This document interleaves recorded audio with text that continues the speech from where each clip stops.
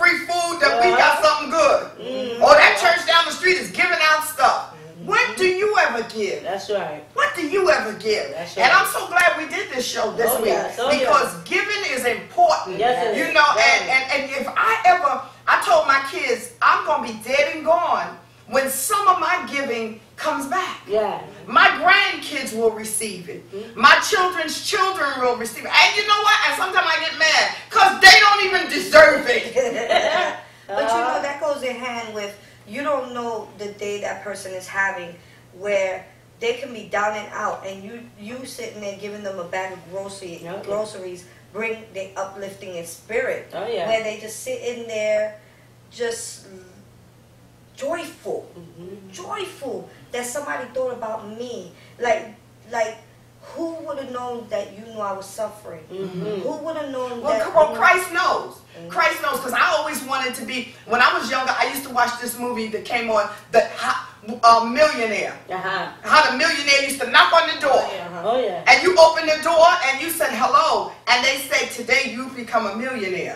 You know, we have to even have that kind of spirit. That, you know, God, what's going on behind that person's door? That they don't even have food on their table. Because you can have filet mignon on your table and somebody's eating out the garbage. That reminds me of the time when we went to the shelter.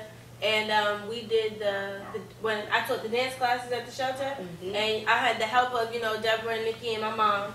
And not only did we teach the dance classes, and we had Miss Thea come in, which she taught at Juilliard School, and not only did we teach the dance classes, but we had parties for them, and you know, some of them didn't have food to eat. We were bringing food after the dance classes, and you know, they would be so grateful, and that opened them up. Some of their lives changed dramatically. Some of them were in gangs. Some of them wanted to be in gangs, and they're not. They're going to church. You know, they're going to school. Their lives open up. So you know, giving. Like I said before, if giving is not coming from the heart, then you might as well just not do it. That's right. Because people can feel when it comes from the heart. That's right. It can be felt, and they appreciate it. You know, they appreciate it more. Better. They don't feel like, oh, you know, this is for you. You know, they don't feel I'm a piece of trash. They just want to do this so they can get the credit for it, but it's not doing anything for me. You know. Well, giving, when you hit a person's need, you're giving them life. That's right. That's right. Because it's one thing just to give and they can put it to the side because really they don't need it, but they'll take because we have taking spirits. That's right. But if you give somebody what they need, they'll never forget that. That's right. You know, they'll never forget. And I'd like to also say hi to Nate and to his brother Andrew. You know, they are some of the dancers, and they text me and they said they followed us and they're excited about just watching us, and you know, you got to be mindful of that. You know, people that you reach out to help and change their lives drastically. That's right. You know, who does that? That's right. You know, how many people that you can remember who have done something for you? I can remember taking women to the beauty parlor at a beauty school for years, just paying 20 women at a time. From the homeless shelter that had never been in a beauty parlor. And I can remember taking them to the restaurant. They had never sat down at a restaurant. Things that we take for granted. My kids, every restaurant in Long Island, they done been to, you know, and they know how to order, put their napkin on their lap and, you know, filet, whatever. Italian, the best of restaurants. And these were grown women with children, grown people, never had been to a restaurant, and they were so gracious about it. They would whisper all the way down, tell Miss Walker to order for me. Tell Miss Walker to order for me. And you know, some of them went crazy. $9 for a hamburger. You know, so you know, we had to work with that. But thank God that God used me, a wretch like me, to be able to show somebody who didn't have that graciousness or didn't have somebody to expose them to stuff. And it was something that I found out when I lived out on Long Island that was very touching to me, that I would go to pay for my meal at the counter, and I would see the woman in front of me paying for the table over there. She never knew them. never talk to them. Awesome, awesome. Now, how many of us would do that? Not many. No. I'm out of here. What? I ain't paying for. I got my burger. I got my burger. You done sat there with 10 people. I got my burger. Me and my family. Okay. I don't know them. You know, but see, that's because they don't know how to give. That's right. See, giving is unconditional. That's right. There is no attachment to it. That's right. That lady and her little girl, it was just 2 of them. The little girl she said, I'll pay for that table of 8 over there. And those were people, guess where they were from? From a mental health facility. Wow. And they were taking them out. I thought that was that was one of the nicest things I'd ever seen. Oh, that reminds me of the time when I was working at one of the holding stores in Long Island, and you know how like around Christmas time you see the people, you know, from the mental, you know, facilities, they come in and they go shopping. And this could have gotten me fired from the job, but the guy, he wanted the watch so bad, and he was short $50 for the watch. And I took it out my own pocket and I paid for the watch. And you know, I said, you have a Merry Christmas. Oh. And he started crying. Awesome. He was like, thank you That was great. so much. You know? I raised her well, y'all. Wait, I gotta tell y'all this really funny story. One Thanksgiving, we went to Grand Central Station, my family, and my oldest son, Dwayne, came home he was home on leave, and he didn't go with us. And it was so funny. This homeless person knocked on the door and said, do y'all have any food? Because they knew I was the lady who gave out plates for the holiday. And he was the only one home. So he said, now if I don't give this guy some money, my mom is going to kill me. And I don't have no change. So he went in there and he only had like a $20 bill. Either it was a $20, couldn't have been over 20 because he's cheap as you don't know what. So he gave that $20. And he told me, he said, Mom, this man come knocking on the door. I ain't have no change. I gave him $20 so he can get something to eat. I said, well, bless your heart. That's because you're so blessed today, Mr. Walker. You know, I mean, because if it was anything more than $20, that man would have just been dead. You know, he gave him the whole $20 and he told him, wow, you giving me this whole $20?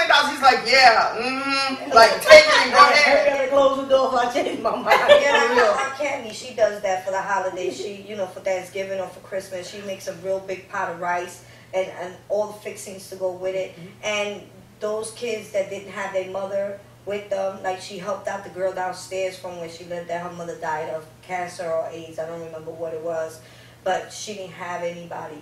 And my aunt cooked for them on a daily, and they call her mom right now, you know, because she said those people that live in that building did not care nothing about them if they were real young, like 16, 17 years old, and they had to deal with the rent, they had to deal with putting food in their house, keeping the family together. And my aunt bring it out there, and she said, listen, there's always a plate for you. And then the neighborhood knew her for that. Right. If they didn't have anything to eat, they knew to knock on my aunt's door. Well, that's what happens. That's what happens.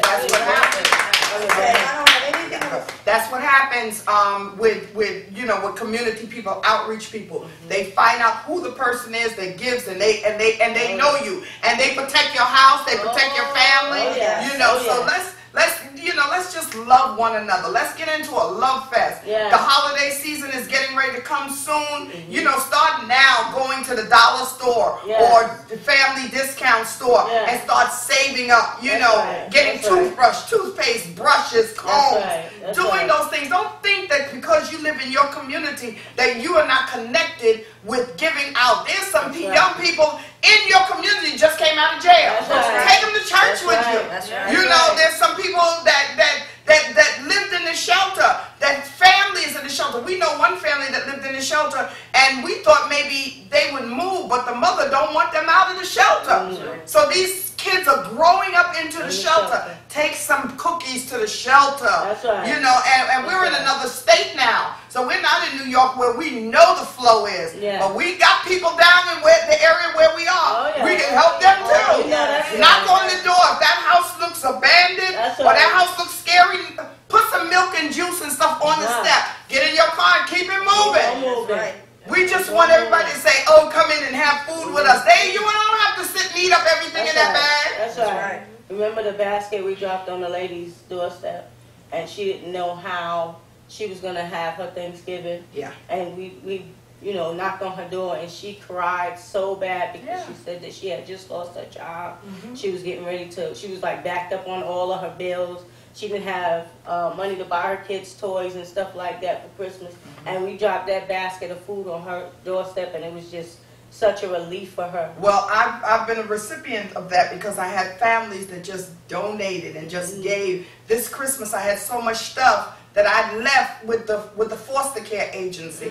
So, you know, when you open up, God will fill up. That's right. You know, it will be a fill up, it will be a blessing. It is more blessing to give. That should be our theme. We should do a show on that. It's more blessed to give than to receive. Yes.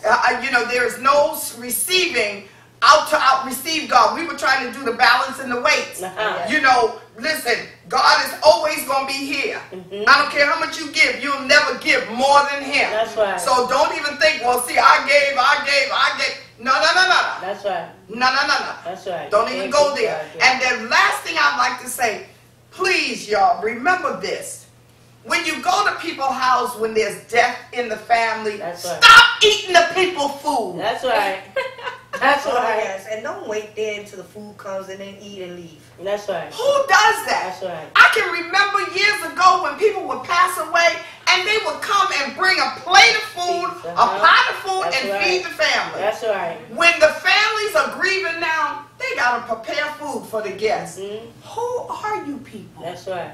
When people die and you go to their house, please take food. If you don't take food, don't sit there and eat the food that's there with the family. And if you do, serve. That's right. Serve. That's right. Don't sit there and wait for them to serve you a plate. Serve the family. I just had to throw that in. I don't know where that came from. But I experienced that with the loss of my brother. I found myself working harder than the people. I was the one who was in grievement. I was in grieving. I couldn't even grieve because I was waiting on the guests. Who invited you? That's right. Thank you for tuning in with us today on Hitting Life Hard, where our topic was giving back. Tune in with us next week, where our topic will be, when is a good time to say sorry? Also follow us on Twitter, Facebook, and MySpace, and comment. Thank you very much. See you.